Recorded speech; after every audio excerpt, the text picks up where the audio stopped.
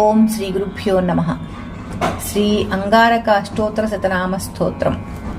మహీసుతో మహాభాగో మంగళో మంగళప్రదః మహావీరో మహాసూరో మహాబలపరాక్రమః మహారౌద్రో మహాభద్రో మాననీయో దయాకరః మానదోమర్షణః క్రూరస్తాపపాపవివర్జితః సుప్రతీపస్సుతామ్రాక్షా సుబ్రహ్మణ్యః సుఖప్రదః వక్రస్తంభాదిగమనో వరేణ్యో వరదః సుఖీ వీరభద్రో విరూపాక్షో విదూరస్థో విభావసుః నక్షత్రచక్రసంచారీ క్షత్రపక్షాత్రవర్జితః క్షయవృద్ధివినిర్ముక్తః క్షమాయుక్తో విచక్షణः అక్షీణఫలదః చక్షుర్గోచరः శుభలక్షణः వీతరాగో వీతభయో విజ్వరో విశ్వకారణः నక్షత్రరాశిసంచారో నానాభయనికృంతనः కమనీయోదయాసారः కనకభూషణः భయజ్ఞో భవ్యఫలదో భక్తాభయవరప్రదः శత్రుహంతా సమోపేతः శరణాగతపోషకः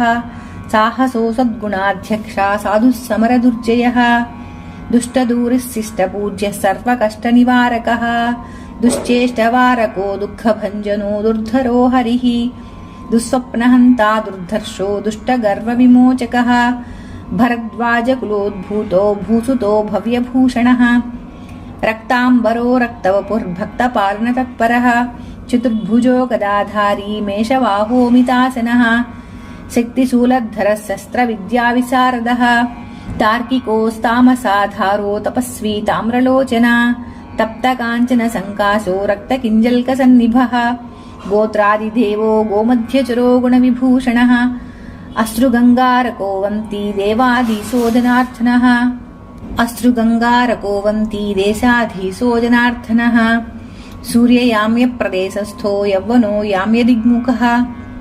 త్రికోణమండలగతస్త్రిదశాదిప్రసున్నతः శుచిః శూరో శుచివస్య సుభావః మేషవృశ్చికరాశీసో మేధావీ మితభాషణः సుఖప్రదः సురూపాక్ష సర్వాభీష్టఫలప్రదः इति श्री अंगारकाष्टोत्तरशतनामस्तोत्रं सम्पूर्णम्. सर्वं श्री अंगारकचरणारविन्दार्पणमस्तु.